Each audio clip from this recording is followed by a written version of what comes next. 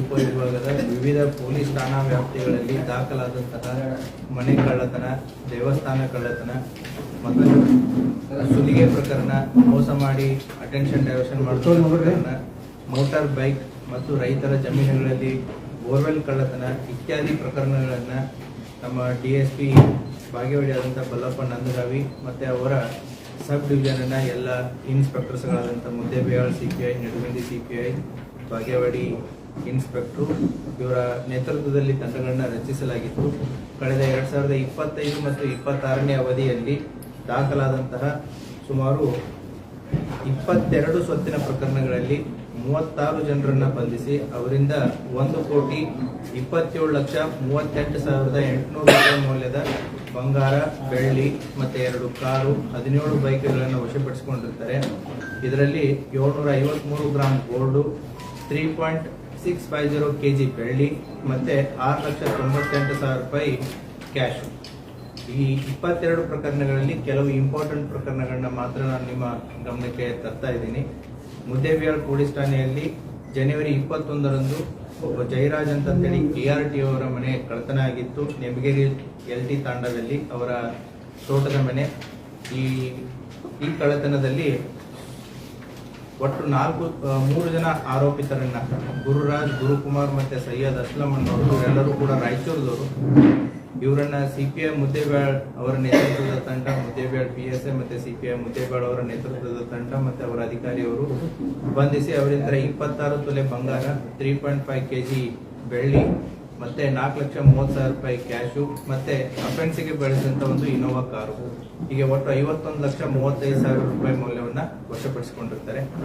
ಅದೇ ರೀತಿ ಮುದ್ದೇಬಿಹಾಳ್ ಪೊಲೀಸ್ ಠಾಣೆಯಲ್ಲಿ ಜುಲೈ 2025ರಲ್ಲಿ ಆದಂತಹ ಒಂದು ಕವಡಿ ಮಟ್ಟಿ ಗ್ರಾಮದಲ್ಲಿರುವಂತಹ ಮನೆ ಕಳ್ಳತನಕ್ಕೆ ಸಂಬಂಧಪಟ್ಟಂತೆ ಒಟ್ಟು ಬಂಗಾರ, ಬೆಳ್ಳಿ, ದುಡ್ಡು ಸೇರಿ 7,49,000 ಕಳ್ಳತನ ಆಗಿತ್ತು.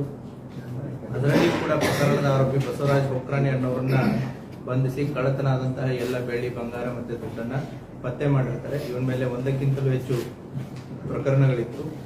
ಅದೇ ರೀತಿ ಮುದ್ದೇಬಿಹಾಳ್ ಪೊಲೀಸ್ ಠಾಣೆ ಕ್ರೈಮ್ ನಂಬರ್ 236/25 ಕಳೆದ ಜೂನ್ನಲ್ಲಿ ಆದಂತಹ ಘಟನೆ.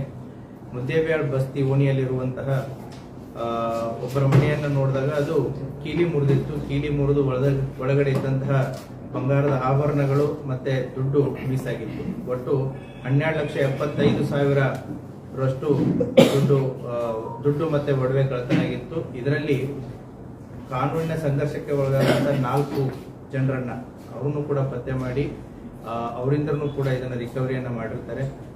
ಅದೇ ರೀತಿ ನಿಡಗುಂದಿ ಪೊಲೀಸ್ ಠಾಣೆ ಕ್ರೈಮ್ ನಂಬರ್ 94/2025 ಗಬಸಾವಳಿಗೆ ಅನ್ನುವಂಥ ಒಂದು ಹಳ್ಳಿಯಲ್ಲಿ ನಿರ್ಮಲಾ ಅಲಿಯಾಸ್ ನೀಲಮ್ಮ ಗಬಸಾವಳಿಗೆ ಅವರ ಸರ್ನೇಮು, ಊರು ಕಿರಿಶಾಳು.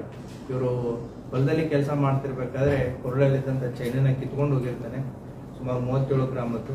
ಆ ವ್ಯಕ್ತಿಯನ್ನ ಕೂಡ ರಮೇಶ್ ಚಿತ್ರಿಗೆ ಅನ್ನುವಂಥ ಒಬ್ಬ ವ್ಯಕ್ತಿಯನ್ನ ಕೂಡ ಪತ್ತೆ ಮಾಡಿ ಆ ರಾಬರಿ ಕೇಸನ್ನು ಕೂಡ ಪತ್ತೆ ಮಾಡಿರ್ತಾರೆ. ಸುಮಾರು 1,95,000 ವ್ಯಾಲ್ಯೂನು 37 ಗ್ರಾಮದ ಚೈನನ ತಾಳಿ ಸರ ಅದನ್ನು ಕೂಡ ಪತ್ತೆ ಮಾಡಿದ್ದಾರೆ.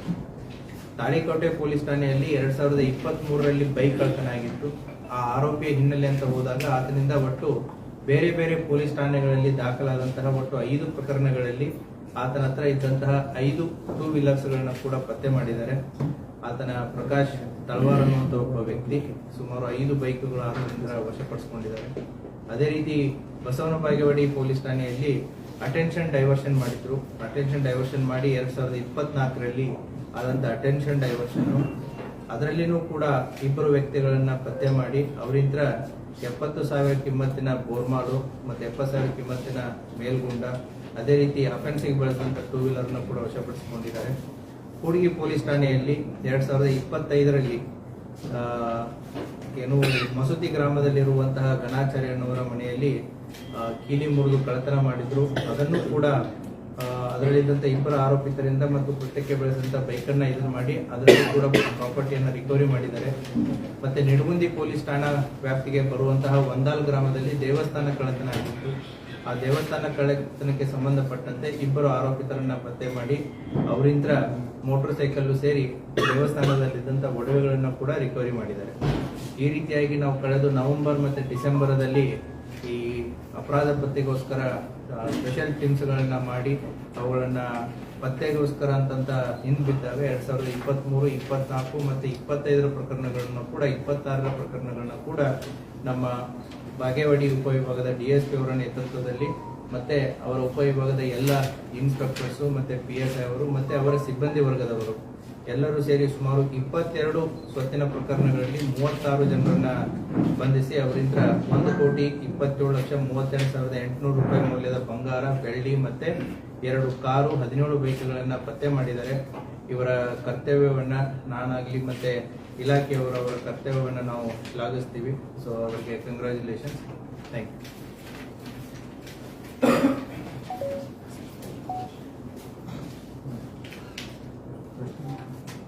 So we'll give appreciation certificate to our staff. ಅದಾದ್ಮೇಲೆ ಪ್ರಾಪರ್ಟಿ ಡಿಸ್ಪ್ಲೇ. ನಾವು ಲಾಸ್ಟ್ ಟೈಮ್ ಪ್ರೆಸ್ ಕೊಂಡು ಹೇಳಿದ್ರೆ CCTV enabled.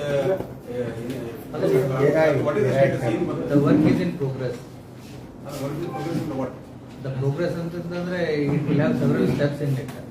So the departmental approval ಆಗಿರ್ಬೋದು, then tender inviting authority ಇರುತ್ತೆ, tender scrutiny authority ಇರುತ್ತೆ. So there are a number of steps.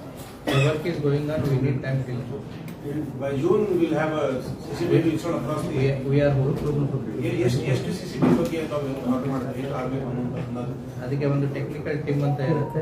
They are evaluating. They will prepare the DPR and depending upon the requirement, depending upon the project number. ಎರಡು ವಿಷಯ ತಾವೆಲ್ಲ ಇದು modified silence ಇದು ಮಾಡಿದ್ರೆ ಆದ್ಮೇಲೆ awareness ಇನ್ನೊಂದ್ಸತಿ ಮಾಡ್ತೀನಿ ಅಂತಿದ್ರೆ ಒಂದು ಕಾರ್ಯಕ್ರಮ ಮಾಡ್ತೀವಿ ಮಕ್ಕಳ ಪೇರೆಂಟ್ಸ್ ಅದೇನಾಯ್ತು. ಎಕ್ಸಾಮ್ಸ್ ಬಂತಲ್ವಾ, so March and April 2nd exams ಬಂತು. ಸೊ ಮಕ್ಕಳು ಎಕ್ಸಾಮ್ಸ್ ಅಲ್ಲಿದ್ದಾಗ ನಾವು ಈ ಕಾರ್ಯಕ್ರಮ ಅದು ಅಷ್ಟು ಸೂಕ್ತ ಆಗಲ್ಲ ಅಂತೇಳಿ will do it in June. ಯಾಕಂದ್ರೆ ಶಾಲೆಗಳು ಪ್ರಾರಂಭ ಆಗುತ್ತೆ, ಅವಾಗ ಮಕ್ಕಳನ್ನ ಕರ್ಕೊಂಡು ಮಾಡೋದ್ರಲ್ಲಿ ಇರುತ್ತೆ. ಈಗ March is completely full of exam from LKG to PUC. So ಹಾಗಾಗಿ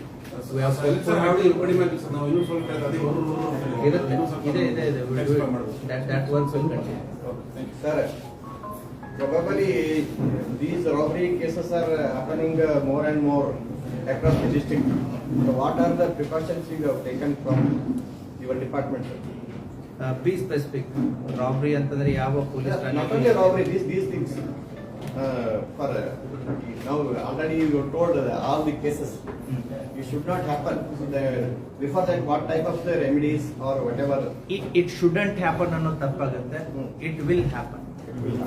ಯಾಕೆ ಅಂತಂದ್ರೆ ಹೌದಾ, ಈ ಪ್ರಾಪರ್ಟಿ ಅಫೆನ್ಸಸ್ ಅನ್ನೋದು ಇವಾಗಿಂದಂತಲ್ಲ, ಮೊದಲಿಂದನೂ ಕೂಡ ಇದೆ.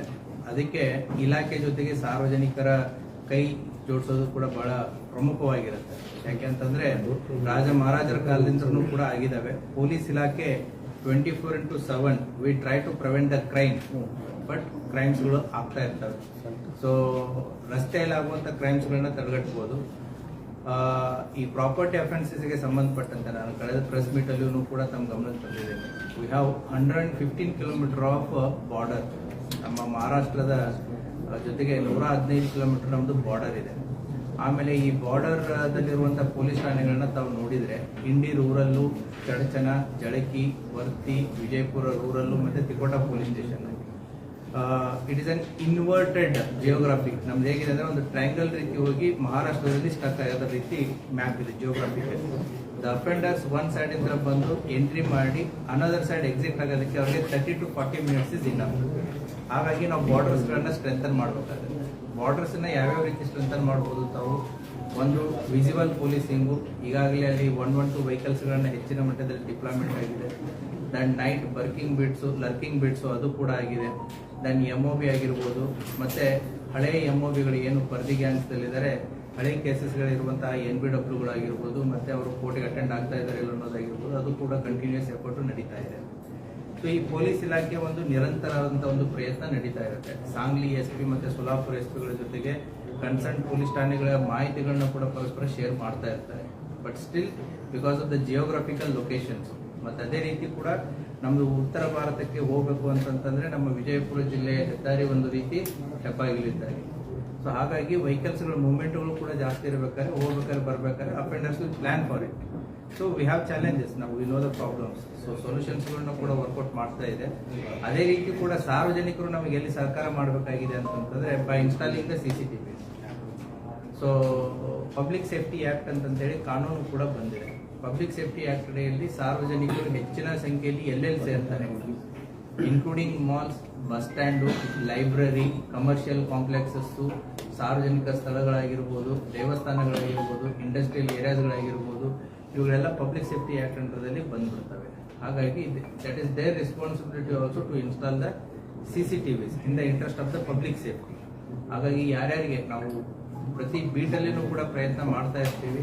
ಸೊ ಕಳೆದ ಒಂದು ವರ್ಷದ ಮುಂಚೆ ಅರೌಂಡ್ 8,000 ಇದ್ದಂಥ CCTV ಅಕ್ರಾಸ್ ದ ಡಿಸ್ಟ್ರಿಕ್ಟ್ ನಾವು it has reach to 22,000. Not because of us, it is because of the people. ನಾವು ಅವರಿಗೆ ಹೇಳಿ ಮಾಡಿ ಅವರಿಗೆ ಮನವರಿಕೆಯನ್ನ ಮಾಡಿ ನಮ್ಮ ಪೊಲೀಸ್ ಅಧಿಕಾರಿಗಳು ಅವುಗಳನ್ನ ಮನವರಿಕೆ ಮಾಡಿ ಹಾಕಿಸ್ತಾ ಇದ್ದಾರೆ. ಹಾಗಾಗಿ ಈ ಯಾವುದೇ ಕಳ್ಳತನ ಪ್ರಕರಣಗಳಾದಾಗ ನಮಗೆ at least we are able to find ಯಾರು ಬಂದ್ರು, ಯಾರು ಹೋದ್ರು, ಯಾವಾಗ ಹೋದ್ರು ಅಂತ. ಸೊ ಹಾಗಾಗಿ ಒಂದು CCTV ಅಂತಂತಂದ್ರೆ 3 ಜನ ಸಿಬ್ಬಂದಿ 24/7 ಕೆಲಸ ಮಾಡಿದಾಗೆ ಇರಲಿ. So the more number of CCTVs on the road prevents a lot of crimes. ಹಾಗಾಗಿ ಇದರ ಮೂಲಕನೂ ಕೂಡ ಸಾರ್ವಜನಿಕರಿಗೆ ವಿನಂತಿ ಏನು ಅಂತಂತಂದ್ರೆ ಯಾರಿಗೆ ಶಕ್ತಿ ಇದೆ ಸೊ ಪುಟ್ CCTVs. ಸೊ ತಮ್ಮ ಸುರಕ್ಷತೆಗೂ ಆಯಿತು, ಸಾರ್ವಜನಿಕರ ಸುರಕ್ಷತೆಗೂ ಆಯಿತು. That drive will continue. There is no end.